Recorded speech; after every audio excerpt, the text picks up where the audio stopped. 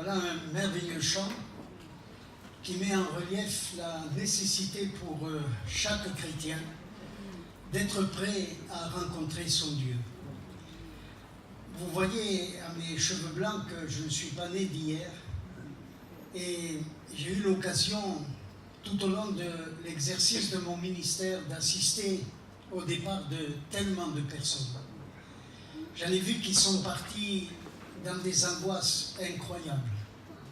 Et il y en a d'autres qui sont partis dans une paix ineffable. Et ce que nous venons de chanter, ils l'ont expérimenté. Ils étaient dans une joie même surnaturelle que l'on ne peut pas expliquer avec des mots.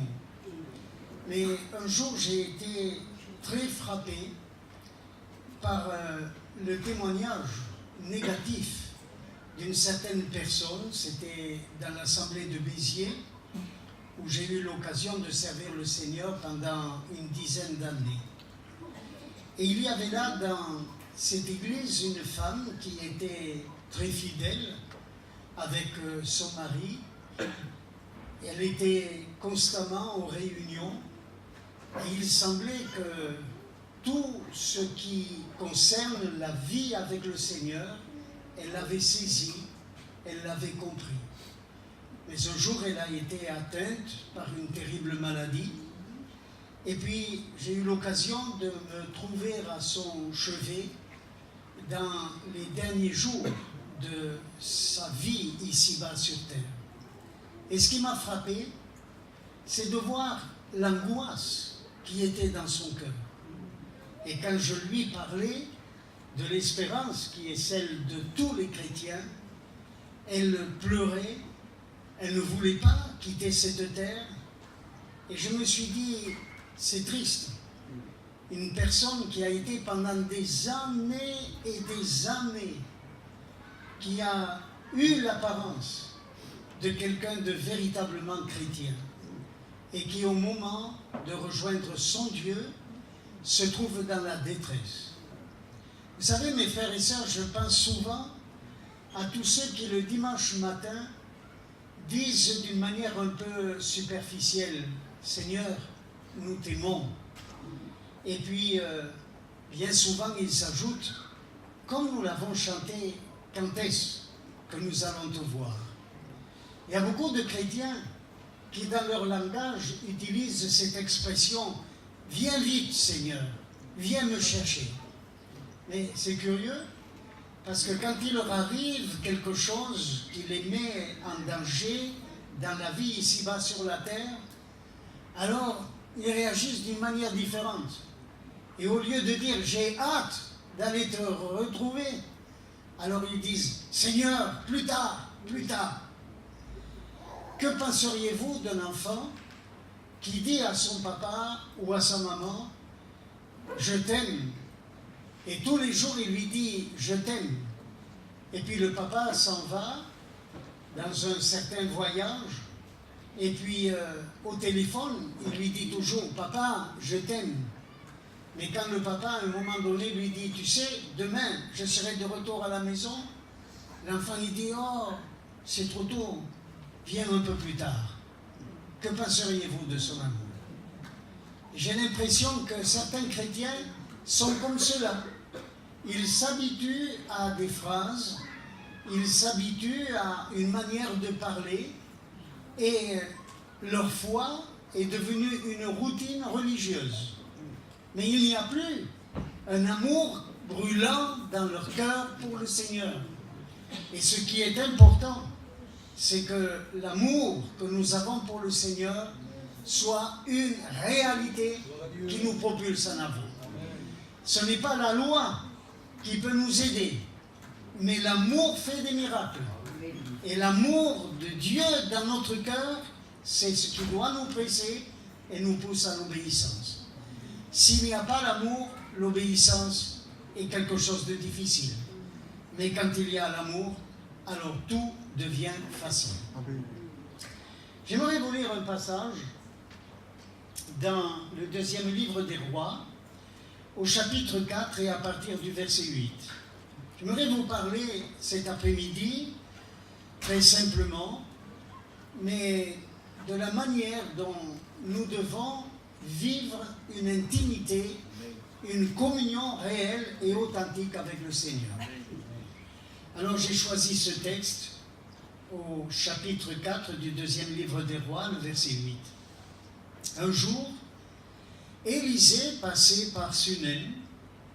Il y avait là une femme de distinction qui le pressa d'accepter à manger. Et toutes les fois qu'il passait, il se rendait chez elle pour manger. Elle dit à son mari, « Voici, je sais que cet homme qui passe toujours chez nous est un saint homme de Dieu.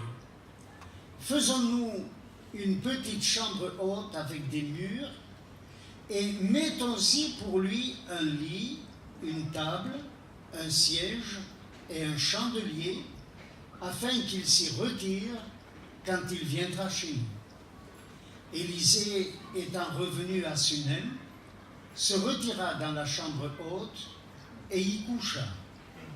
Il dit à Géasi, son serviteur, « Appelle cette Sunamite. » Ah, c'est le premier appel. Géasi l'appela et elle se présenta devant lui. Et Élisée dit à Géasi, dis-lui, « Voici, tu nous as montré tout cet empressement. Que peut-on faire pour toi? Faut-il parler pour toi au roi, au chef de l'armée? » Elle répondit, « J'habite au milieu de mon peuple. » Et il dit, « Que faire pour elle? » Géasi répondit, « Mais elle n'a point de fils, et son mari est vieux. » Et il dit, « Appelle-la. » Voilà le deuxième appel. Géasi l'appela, et elle se présenta à la porte. Élisée lui dit, à cette même époque, l'année prochaine, tu embrasseras un fils. Et elle dit, non, mon Seigneur, homme de Dieu, ne trompe pas ta servante. Cette femme devint enceinte, et elle enfanta un fils à la même époque, l'année suivante, comme Élisée le lui avait dit. L'enfant grandit, et un jour qu'il était allé trouver son père vers les moissonneurs, il dit à son père, « Ma tête, ma tête !» Le père dit à son serviteur, « Porte-le à sa mère. » Le serviteur l'emporta et l'amena à sa mère. Et l'enfant resta sur les genoux de sa mère jusqu'à midi, puis il mourut. Elle monta, le coucha sur le lit de l'homme de Dieu, ferma la porte sur lui et sortit. Elle appela son mari et dit, « Envoie-moi, je te prie, un des serviteurs et une des ânesses. Je veux aller en hâte vers l'homme de Dieu et je reviendrai. » Et il dit, « Pourquoi veux-tu aller aujourd'hui vers lui?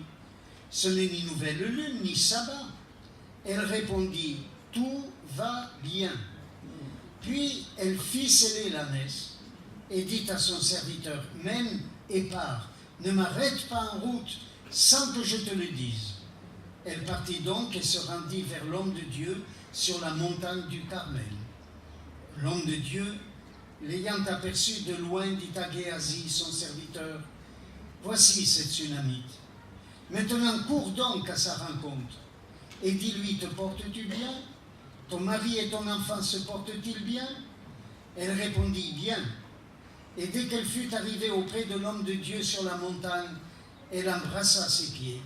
Géasi s'approcha pour la repousser, mais l'homme de Dieu dit, « Laisse-la, car son âme est dans l'amertume, et l'Éternel me l'a cachée et ne me l'a point fait connaître. » Alors elle dit, « Ai-je demandé un fils à mon Seigneur?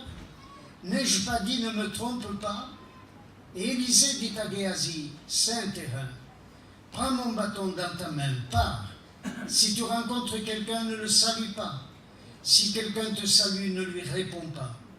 Tu mettras mon bâton sur le visage de l'enfant. » La mère de l'enfant dit, « L'Éternel est vivant, et ton âme est vivante.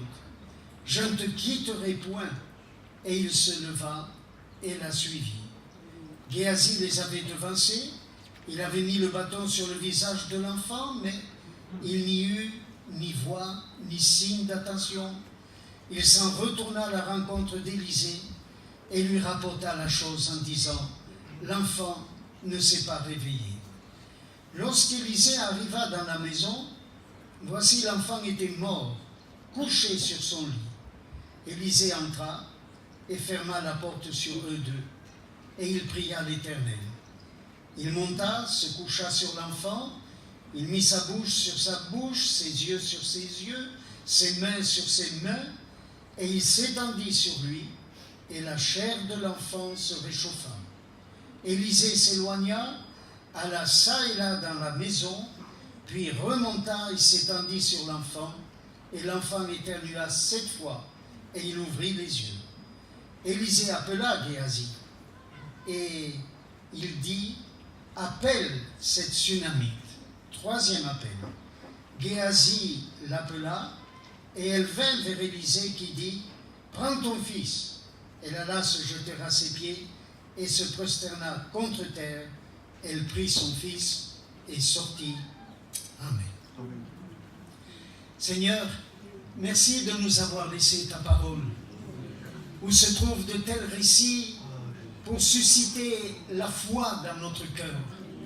Et nous te demandons de nous rendre attentifs à ce que contient ton livre. Seigneur, ne nous laisse pas errer loin de ta volonté. Nous avons tous besoin de toi. Tous nous désirons vivre plus près de toi. Et c'est la raison pour laquelle nous te prions que ton esprit nous vienne en aide. Éclaire les yeux de notre entendement. Donne-nous un cœur sensible et réceptif. Et permets que ces moments servent vraiment à nous rapprocher de toi. Nous te le demandons de tout notre cœur. Et dans le nom de Jésus. Amen.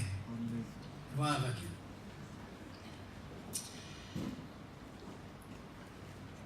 La Bible, dans ce texte, nous dit que Élisée était souvent en voyage pour apporter la parole de Dieu d'un endroit à un autre, mais il lui arrivait assez fréquemment de passer par la ville de Sunem.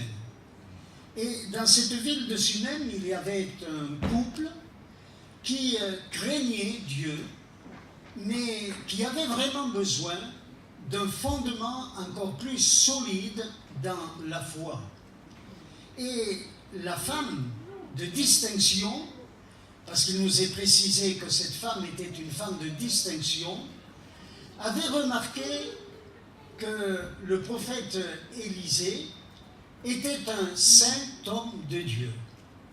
Vous voyez, mes chers frères et sœurs, ici déjà, nous pouvons commencer par dire cela. Le don que nous recevons de Dieu, c'est une bonne chose, mais il doit être accompagné d'un cœur pur et d'une vie de sainteté. Il y a des hommes dans la Bible qui étaient aussi des prophètes. Dans le livre des rois, je crois que c'est dans le premier livre des rois au chapitre 13, il est parlé d'un vieux prophète et d'un jeune prophète. Et le jeune prophète était disposé à accomplir la volonté de Dieu, à apporter le message que Dieu lui avait confié.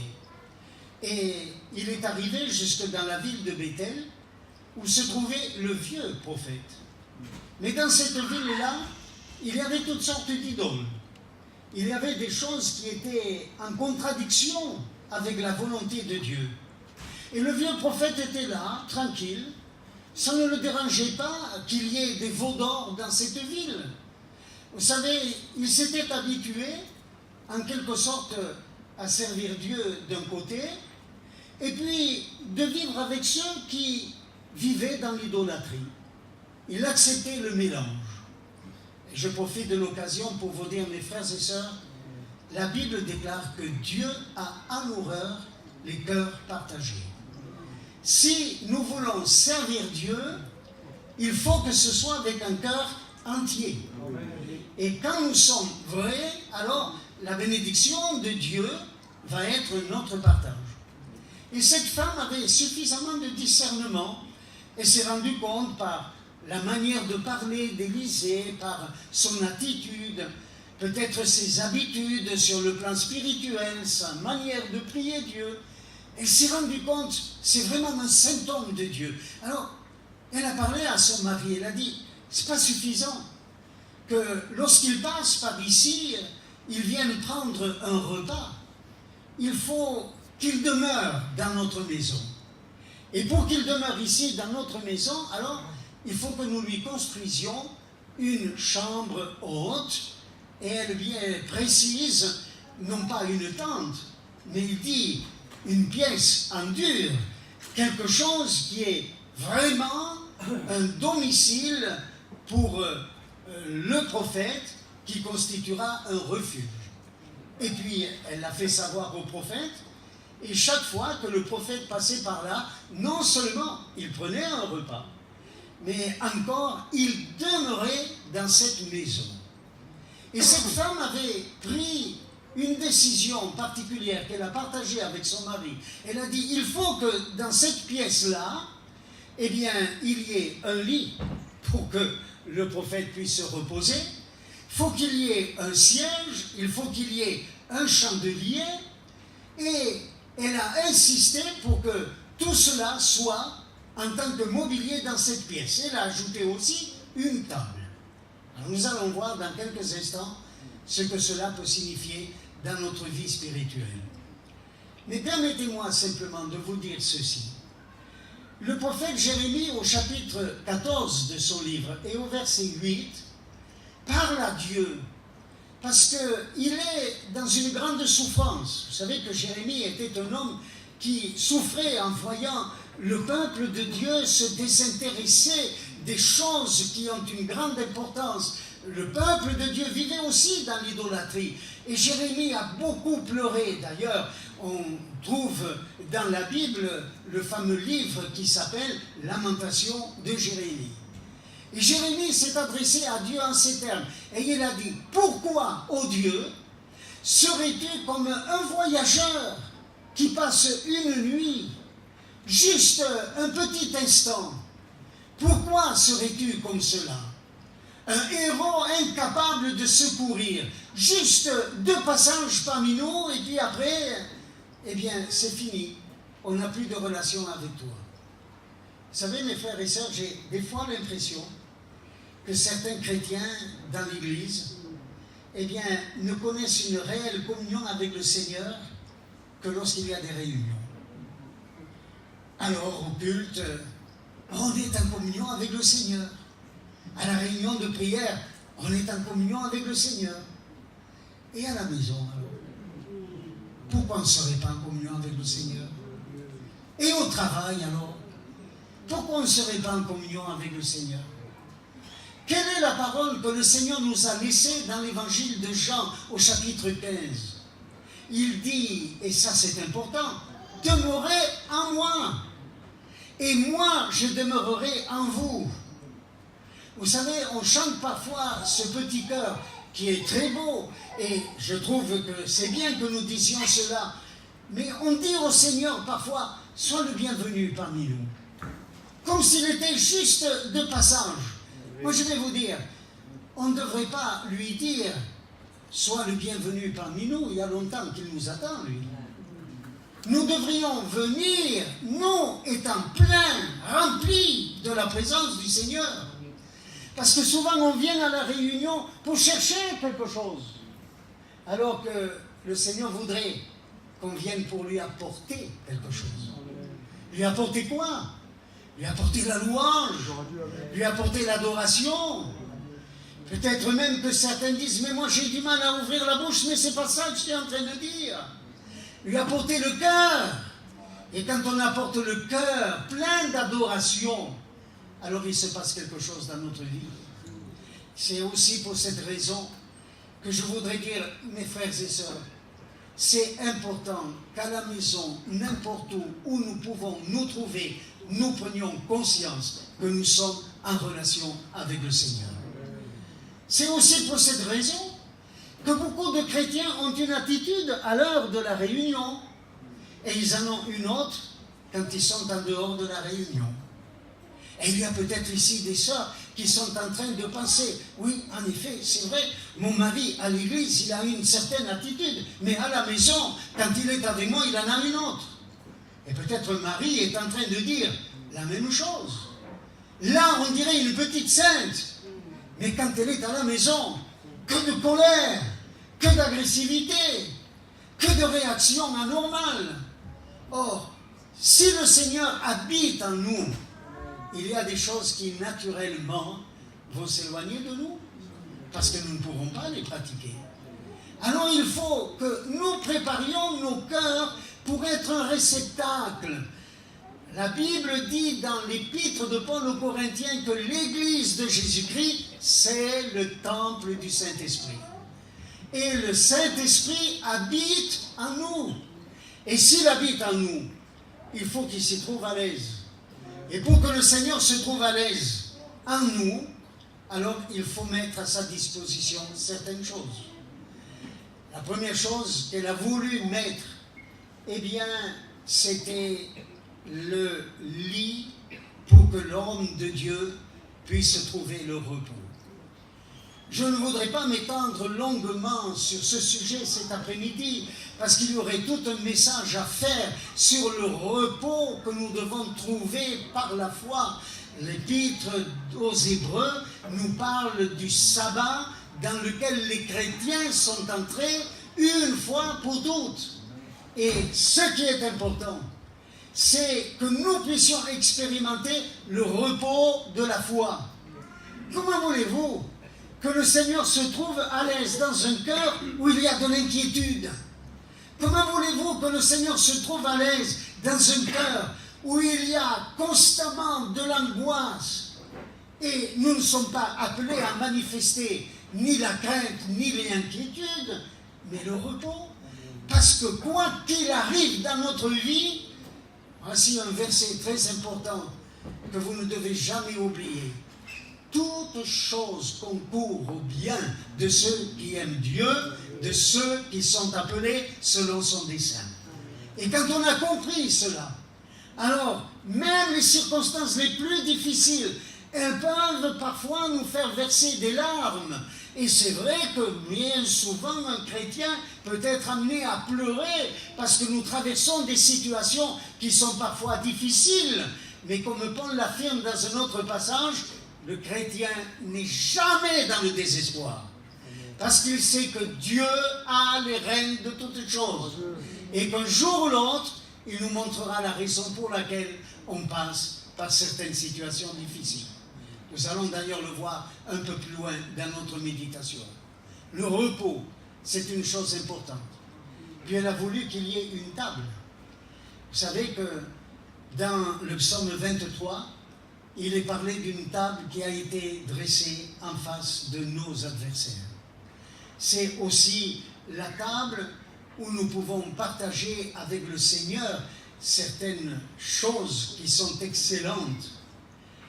Par exemple, Jésus, dans le livre de l'Apocalypse, au chapitre 3 et au verset 20, s'adresse à une église. Et il dit simplement ceci: « Voici, je me tiens à la porte et je frappe. Si quelqu'un entend et ouvre la porte, j'entrerai chez lui, je souperai avec lui et lui avec moi. » Je souperai avec lui et lui avec moi. Vous voyez, la communion, ça se passe autour de la table. Vous avez remarqué, sur le plan familial, le moment où nous sommes en communion, dans les membres de la famille, les uns avec les autres, c'est souvent autour de la table. Et que veut le Seigneur? Partager les choses les plus excellentes avec nous, quand nous le cherchons de tout notre cœur et que nous nous maintenons dans la communion avec lui. Vous savez ce que je pense? Beaucoup de chrétiens ne vivent que de ce qu'ils entendent de la part des pasteurs. C'est très bien. Mais les meilleures leçons, vous n'allez pas les recevoir de la part des pasteurs. Parce que la Bible dit: malheur à l'homme qui se confie en l'homme. Mais béni soit l'homme qui se confie en l'Éternel. Alors qu'est-ce qu'il faut faire? Il faut apprendre à ouvrir la Bible. Il faut apprendre à la méditer. Quelqu'un pourra dire: mais c'est justement ça mon problème, j'ai du mal. Oui, un homme comme David avait aussi certainement du mal, ce n'était pas n'importe qui. Mais il a fait une prière à Dieu. Il a dit, ouvre mes yeux, afin que je contemple les merveilles de ta loi. Et vous savez ce qui arrive à l'heure actuelle, mes frères et sœurs, certainement vous n'allez pas me contredire.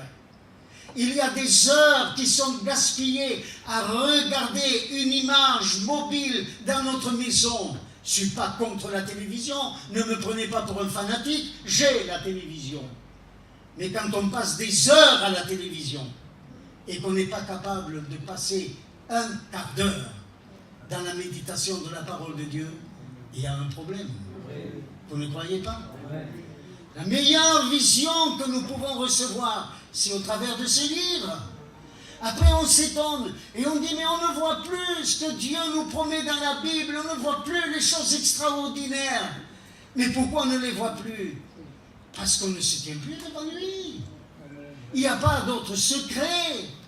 On a oublié ce qui est essentiel. On a mis de côté. Et dans certains endroits, je dis bien dans certaines églises, on a remplacé la parole de Dieu par des légendes, par des choses qui n'ont rien à voir avec ce que Dieu nous a montré dans l'Écriture, qui est sa volonté.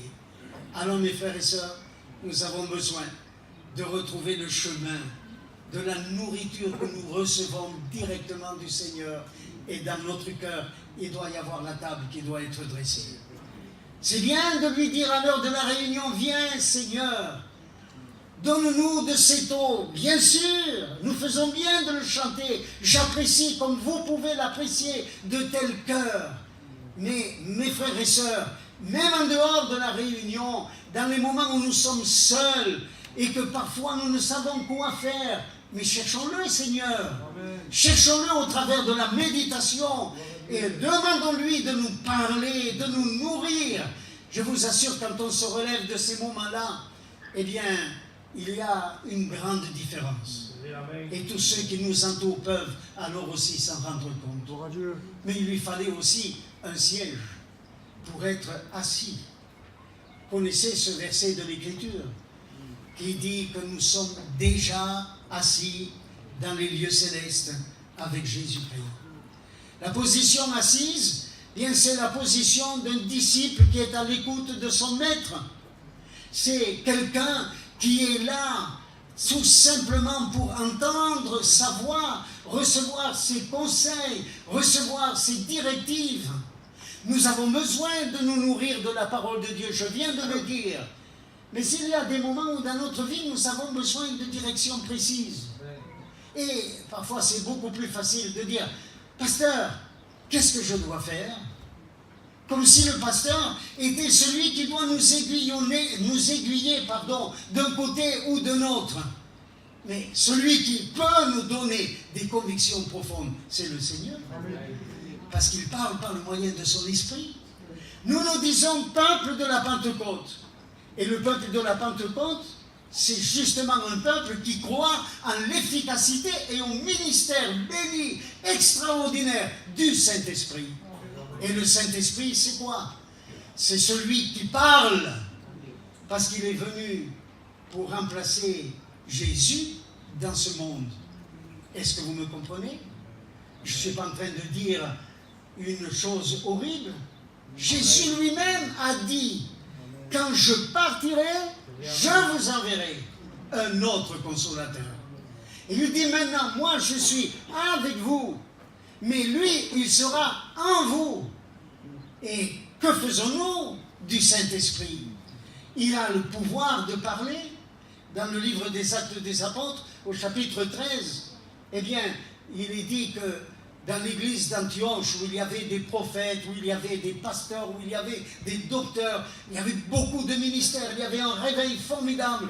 Eh bien, l'Esprit de Dieu a parlé. Et qu'est-ce qu'il a dit? Il a désigné 2 hommes, Paul et Barnabas. Et il a dit, mettez-les à part pour l'œuvre pour laquelle je les ai préparés. Ce n'est pas une direction précise, ça?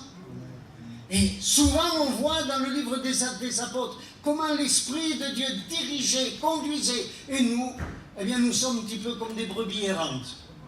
Et souvent, on ne sait pas très bien ce qu'attend Dieu de nous. Mais le Seigneur est capable de nous révéler sa volonté pour chacun d'entre nous, de nous instruire dans ce domaine. Nous avons besoin de recevoir le conseil de Dieu. D'ailleurs, un des noms qui est donné au Seigneur, c'est conseiller. Et il est notre conseiller. Et je vous prie de croire que lorsqu'il nous conseille, c'est infiniment supérieur à toute autre chose. Mais il y avait un chandelier, il y avait la lumière. Et ça, c'est le témoignage. Si nous faisons qu'emmagasiner, recevoir, sans donner, eh bien, là, il y a un problème. Si vous prêtez attention, dans la Bible, il y a deux exemples d'églises. Il y a l'église de Thessalonique, et puis il y a l'église de Corinthe. Et je vais essayer de mettre en relief la différence entre ces deux églises. À Corinthe, Paul dit, vous avez tous les dons. Vous savez, c'est formidable ça. Moi, je pense que le pasteur Pacha, il voudrait bien que l'on dise de l'église de Tarascon, ici, la vôtre, elle possède tous les dons. Rendez compte? Ça serait extraordinaire. Seulement, il est obligé de dire un peu plus loin, c'est drôle, mais vous êtes plein d'orgueil. Mais il y a des disputes parmi vous. Mais il y a de l'impudicité. Il y a le péché. Dites-moi, il y a la jalousie.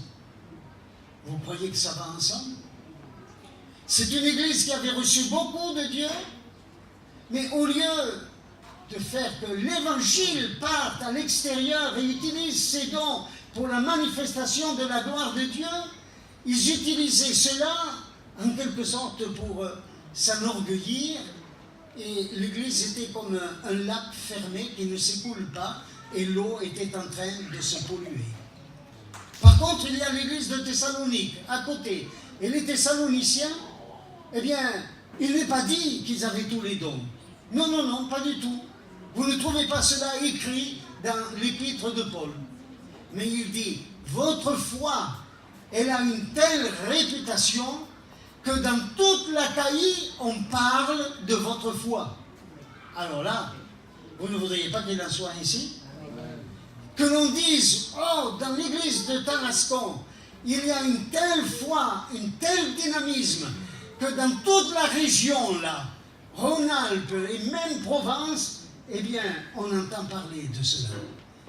Moi, je rêve de cela. Et je dirais, c'est ça qu'il nous faudrait. Eh bien, c'est la raison pour laquelle nous avons besoin d'une vraie relation avec le Seigneur, d'une vraie communion avec Dieu. Et cette femme, eh bien, elle avait disposé sa maison comme nous pouvons disposer notre cœur pour vivre dans cette communion avec elle, l'homme de Dieu, et nous, c'est avec le Seigneur. Mais, justement, à un moment donné, Élisée, il a pensé à bénir cette femme-là. Vous savez, quand on cherche le Seigneur, on ne perd jamais. La Bible dit qu'il est capable de nous donner au-delà de tout ce que nous pouvons imaginer. Et tandis qu'il a pensé à cette femme-là, il a dit à son serviteur, il faudrait l'appeler pour qu'on lui demande quelque chose. Et je voudrais attirer votre attention ici, s'il vous plaît. Il va lui poser une question qui est un test. C'est une sorte d'épreuve. Parce que la Bible dit au commencement, c'était une femme de distinction. Elle était riche. Elle avait tout ce dont elle avait besoin. Sur le plan matériel, il n'y avait plus de problème. Et il lui pose la question, qu'as-tu besoin? Est-ce que tu veux que l'on parle de toi au roi? Est-ce que tu as encore besoin de quelque chose d'autre dans ce domaine? Et regardez la réponse de cette femme. Elle dit non. Elle dit bien clairement, je n'ai besoin de rien, je suis au milieu de mon peuple, cela me suffit. Je dois vous expliquer ceci. Vous savez, le peuple, il vivait sous la colère de Dieu, le jugement de Dieu allait l'atteindre. Et elle savait bien que le peuple ne vivait pas comme Dieu voulait qu'il vive. Mais elle ne se distingue pas de ce peuple en disant « je suis meilleur que les autres ». Non, elle dit « je suis au milieu de mon peuple, je suis comme lui ». Et le piège, c'était savoir si, malgré l'abondance dans laquelle elle était, elle voulait encore plus d'abondance. Vous savez, les hommes sont ainsi faits que plus ils en ont, plus ils en veulent. Vous n'avez pas remarqué? On n'est jamais satisfait. Et là, c'est un test. Élisée lui pose la question, qu'est-ce que tu veux? C'est encore ça qui t'intéresse? C'est ça dont tu as besoin? Et elle dit non. Alors, Élisée ne va pas aller plus loin dans l'épreuve. C'est une bonne attitude. Vous savez, mes frères et sœurs, qu'est-ce que c'est qui nous intéresse le plus? Qu'est-ce que c'est qui nous intéresse le plus? Peut-être certains sont dans le besoin, dans le domaine matériel. Et je peux comprendre. Je vais simplement vous dire, faites confiance à Dieu. Il est le Dieu qui pourvoit. Mais surtout, ne faites pas passer vos besoins du domaine matériel en priorité. Parce que ce qui est essentiel, c'est pas ça. La Bible dit, cherchez le royaume de Dieu et sa justice avant tout. Et le reste vous sera donné en plus. Il y a donc eu ici une épreuve pour cette femme. C'était le premier appel. Et avez-vous remarqué, lorsqu'elle a répondu à l'appel, elle se présente devant l'homme de Dieu. C'est ainsi que c'est écrit. Elle se présente devant l'homme de Dieu. Comme Élisée s'était présenté devant Dieu. Il était toujours présent devant Dieu pour recevoir son conseil. C'est une bonne chose que nous sondions notre cœur pour savoir quelles sont les priorités de notre vie. Dans le passage qui se trouve dans l'épître de Paul aux Corinthiens, il y a quelque chose d'un peu troublant. À un moment donné, il est dit, nous sommes dans les derniers temps. Et parce que nous sommes dans les derniers temps, il dit que celui qui achète soit comme n'achetant pas. Que celui qui vende soit comme ne vendant pas. Et il dit que celui qui a une femme soit comme n'en ayant pas. Les femmes réagissent souvent quand elles entendent ce verset. Elles se disent, comment ça? Alors mon mari, il doit me délaisser, me mépriser. Pas du tout cela que veut dire l'apôtre. Mais qu'est-ce qu'il est en train de dire? Il n'est pas en train de dire il ne faut plus acheter. Il n'est pas en train de dire il ne faut plus vendre. Il n'est pas en train de dire il ne faut plus te marier. Il est en train de dire achète si tu veux, mais quand tu achètes, que ça ne prenne pas ton cœur. Vends si tu veux, mais quand tu vends, que cela ne soit pas quelque chose de tellement important que ça prenne ton cœur. Parce que dans la même lettre, il dit qu'en tout, Christ soit le premier. Voilà donc ce que nous devons sonder dans notre cœur. Qu'est-ce que c'est la priorité? Quelle est ta priorité? Je ne peux pas répondre à ta place. Jeune femme, je ne peux pas répondre à ta place. Ma femme qui est mûre, ou une femme mûre, ici, je ne peux pas répondre à la place de qui que ce soit, ni à la place de Marie. Je dois me poser la question, quelle est la priorité dans ma vie? Si c'est le Seigneur, alors moi je me réjouis et je dis gloire à Dieu. Mais si ce n'est pas le Seigneur, alors réfléchis bien. Réfléchis bien. Tu ne vas pas perdre le salut pour autant. Comprends bien. Le salut, on l'a acquis en Christ et on ne doit jamais lâcher cette grâce que Dieu nous a accordée. Mais il y a une chose que nous pouvons perdre, c'est la récompense. Et peut-être quelqu'un dira, oh ben moi, tant pis, la récompense, ça n'a pas d'importance. Mais vous savez, quand on va se présenter devant le Seigneur et qu'il va nous dire, voilà ce que j'ai fait pour toi, toi, qu'as-tu fait pour moi? Quelle honte, pas vrai? Si nous n'avons rien à offrir à notre Seigneur. Alors ça, c'est le premier rappel. Et puis, le serviteur d'Élisée a compris une chose. Il a dit, mais il y a quand même un problème. Elle n'ose pas en parler, mais elle n'a pas d'enfant. Et elle fait part de cela au prophète Élisée. Et le prophète Élisée alors va l'appeler pour la seconde fois. Et ce qu'il y a de merveilleux là, c'est une petite expression qu'on a tendance à oublier. La première fois, elle se présente devant le prophète Élisée. Et là, il est dit, elle se présenta à la porte. Qui est la porte? Dans l'évangile, il est dit, je suis la porte. C'est Jésus. Et quand on a vraiment besoin de quelque chose de précis, de particulier dans notre vie, il y a une promesse qui est faite dans l'évangile que vous connaissez aussi bien que moi. Il est dit, frappez et l'on vous ouvrira. Demandez et vous recevrez. Et cette fois, eh bien, le prophète a compris que sa priorité à elle, c'était d'avoir un fils. Mes frères et sœurs, notre priorité à nous, c'est exactement la même. Direz-vous quoi? Pourquoi parlez-vous de cette manière-là? Mais quand je dis que c'est la même, c'est parce que Christ doit être formé en nous.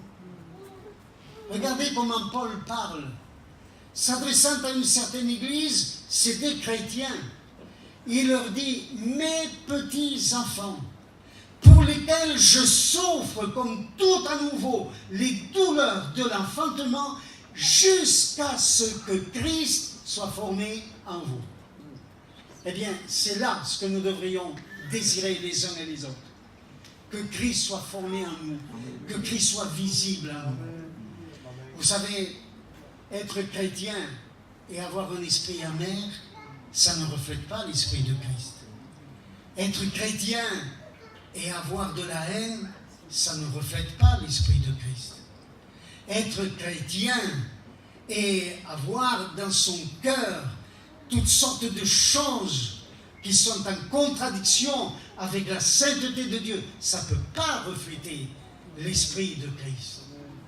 Et ce que je souhaite de tout mon cœur, c'est que tous ceux qui nous regardent vivre puissent voir Christ. Je crois que l'Église manque de force dans son témoignage. Pourquoi? Parce que Christ n'est pas visible au travers de nous comme il devrait l'être. Et il ne peut l'être que par la puissance et l'action de l'Esprit de Dieu lorsque nous nous livrons entre ses mains. Pardonnez-moi de dire ça cet après-midi, mais je vais vous dire, être chrétien et voleur, ça ne va pas ensemble. Être chrétien et adultère, ça ne va pas ensemble. Être chrétien et menteur, ça ne va pas ensemble. Être chrétien et calomniateur, ça ne va pas ensemble. Être chrétien et avoir un esprit de division, ça ne va pas ensemble. Et quand je dis esprit de division, comprenez-moi bien, je suis aussi bien capable de croire qu'il y a aussi des chrétiens qui ne sont pas dans la même église que moi, mais qui sont d'authentiques, véritables enfants de Dieu. Et malheureusement, il y en a certains qui, à partir du moment où on n'est pas dans leur chapelle, ils pensent qu'on n'est plus enfants de Dieu. Mais on ne travaille pas pour une chapelle, on travaille pour le royaume de Dieu. Et nous devons savoir que l'église de Jésus-Christ, c'est autre chose que ces quatre murs-là. Elle est composée de tous ceux qui sont nés de nouveau et qui appartiennent à Dieu. Et un jour, Dieu révélera qui sont les véritables enfants de Dieu. Vous savez, j'ai entendu plus d'une fois certains me dire « Ah, vous allez prêcher là-bas ?» Ou alors on me dit « Ah, vous allez prêcher ici ?» Écoutez mes frères et sœurs, grâce à Dieu, je suis libre pour prêcher n'importe où sans jamais altérer la vérité. Parce que c'est la vérité qui est affranchie. Et c'est pas parce que je vais ici que je vais prêcher d'une certaine manière, et si je vais là-bas, je vais prêcher d'une autre manière. Dieu m'a appelé à prêcher la parole de Dieu. Et ce qui est important, c'est que Christ soit visible au travers de chacun d'entre nous. Quand nous en aurons fini avec ces choses qui ne sont que des bêtises sur le plan humain, alors nous verrons la gloire de Dieu. Parce que Dieu, ce qu'il voudrait, c'est rassembler tous ceux qui sont vraiment nés de nouveau. Nés de nouveau. Et quand on est né de nouveau, eh bien, la marche est tout à fait différente. Eh bien, cette femme, elle avait besoin justement que le Fils soit formé en elle. Eh bien, c'est arrivé. Parce que Dieu a fait une promesse. C'était le deuxième appel. Et cet après-midi, après la première question, quelle est ta priorité? La deuxième chose, c'est, et c'est avec joie que je dis cela, il y a dans la Bible toutes sortes de promesses qui sont aussi pour vous, pour chacun d'entre vous, notamment celle-ci, en Christ, nous avons tout pleinement. Mais, je vais terminer par cette troisième chose qui constitue le troisième appel. Elle a reçu ce qu'elle voulait.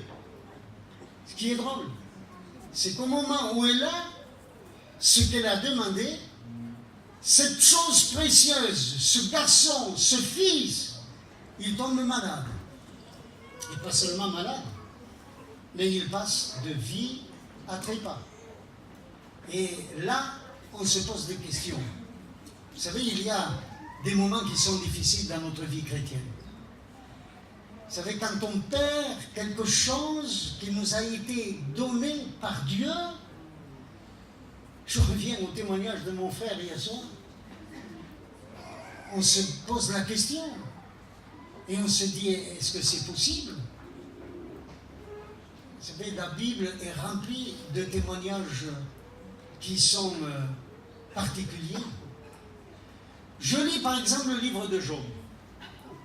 C'est un homme fidèle, un homme juste, un homme bon, et il perd tout.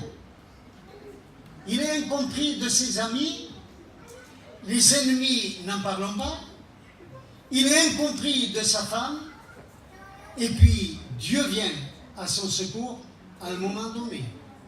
Mais il est passé par un désert. Et vous savez comment il a parlé à un moment donné? Il dit, je n'ai pas demandé à vivre. Et il dit, je maudis même le jour de ma naissance. Vous vous rendez compte? C'est grave ça, hein, quand on parle à Dieu de cette manière-là. Mais après avoir dit, pourtant, l'Éternel a donné, l'Éternel a repris, béni soit le nom de l'Éternel. Ben, quand l'épreuve est tellement difficile, il y a des moments où on peut chanceler. Et je pose la question, à qui cela n'est pas arrivé? À qui cela n'est pas arrivé? Je vois par exemple d'autres personnages dans la Bible. Jérémie, il est appelé de Dieu. Et Dieu lui dit, je t'envoie pour que tu dises la parole à ce peuple. Et lui dit, mais je suis qu'un enfant. Et Dieu le reprend et lui dit, ne dis pas que tu es un enfant. Parce que je mettrai ma parole dans ta bouche et c'est ça que tu dois délivrer. Il le fait. Alors on pourrait dire, puisqu'il obéit à Dieu, tout va aller bien.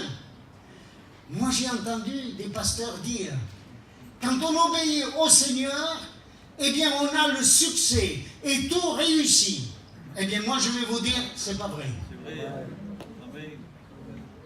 Jérémie, il avait exactement tout ce qu'il fallait, il a obéi à Dieu. Il a eu que de l'insuccès. Il a parlé au peuple, le peuple n'a pas voulu l'entendre. Il arrive à la fin de son ministère et à un moment donné, il y a justement une invasion dans son pays et le résidu d'Israël, le petit reste là, ils sont allés le trouver, il est allé trouver Jérémie pour lui dire, Jérémie, dis-nous, quelle est la volonté de Dieu, qu'est-ce qu'on doit faire?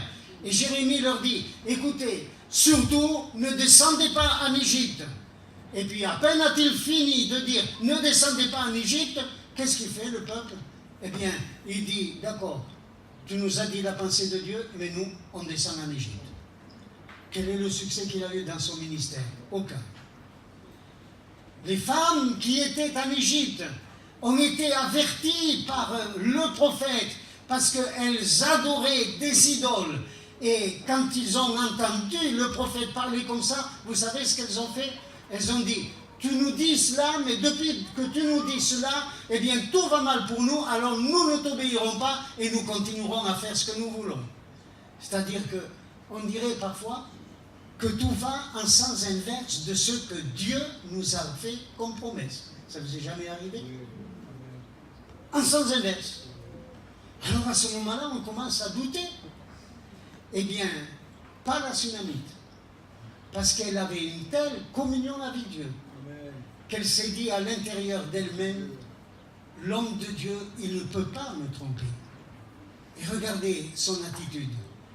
Elle prépare un serviteur à qui elle dit « Prépare-moi un âne, prépare-moi tout ce qu'il faut pour que j'aille trouver l'homme de Dieu. » Et elle en parle à son mari, et son mari est tout stupéfait. Il dit « Mais pourquoi ce n'est pas nouvelle lune, ce n'est pas sabbat? Il y avait des coutumes à ce moment-là. Comment est-ce que tu vas aller trouver l'homme de Dieu ?» Elle répond tout simplement « Tout va bien. » Vous vous rendez compte? Trouvez quelqu'un qui est dans une grande souffrance, dans une grande peine. Et puis, vous voyez cette personne-là, et vous lui posez des questions, et vous lui dites « Est-ce que vous n'êtes pas désespéré ?»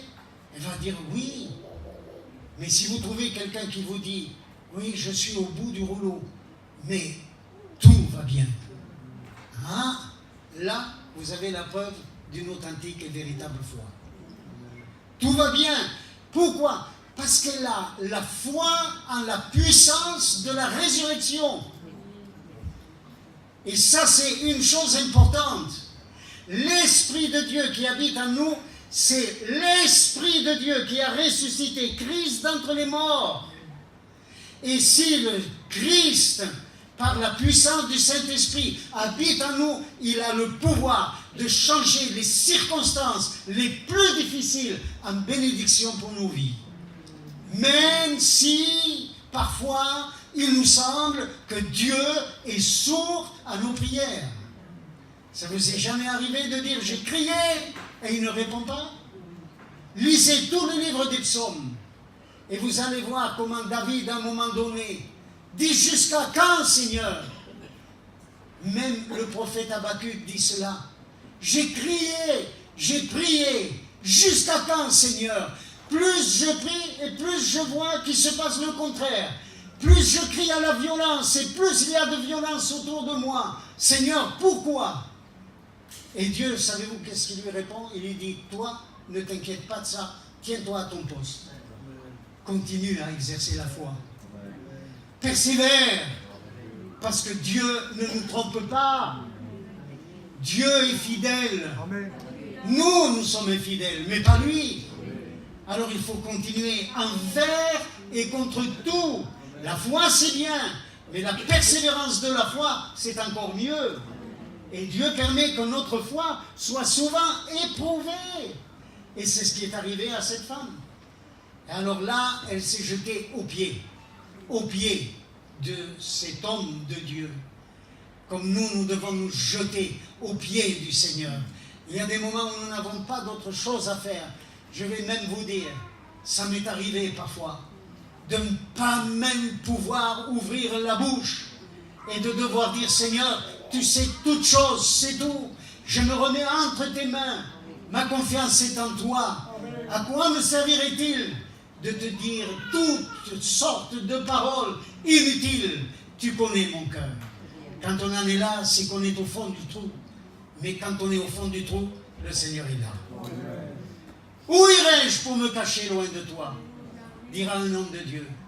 Si je vais à l'est, tu y es. Si je vais de l'autre côté, tu y es. Si je vais au fond de l'abîme, tu y es. Si je monte sur la plus grande montagne, tu y es. Dieu ne nous lâche pas. Nous pouvons lâcher, mais pas lui. Et c'est la raison pour laquelle il faut être persévérant.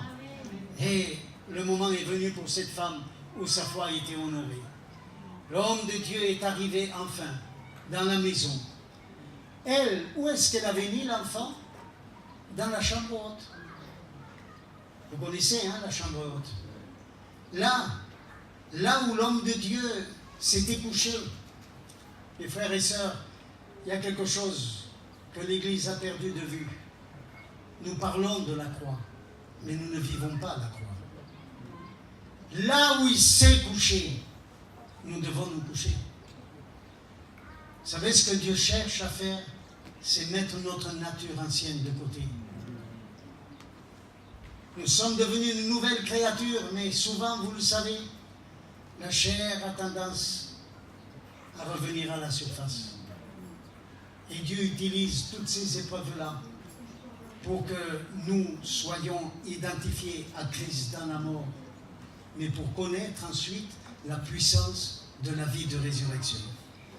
Parce que quand nous mourrons en Christ, eh bien, il nous permet, par la puissance de l'Esprit de Dieu, de revivre d'une vie nouvelle. Et c'est nécessaire parfois qu'il y ait ce travail exercé.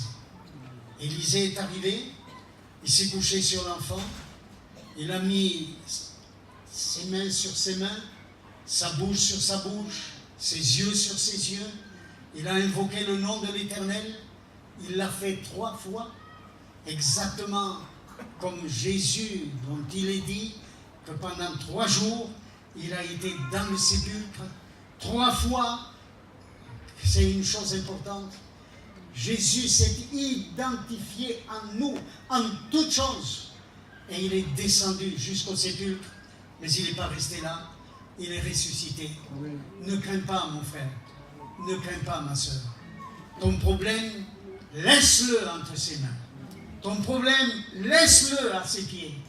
Continue à avoir les regards sur lui, et tu verras comment de ce problème-là va jaillir une telle bénédiction que plus tard, comme dira l'apôtre, la preuve quand elle vient, l'épreuve quand elle vient, elle est un sujet de tristesse plutôt qu'un sujet de joie, mais quand elle est passée, elle produit une joie immense quand on en voit le résultat dans notre vie.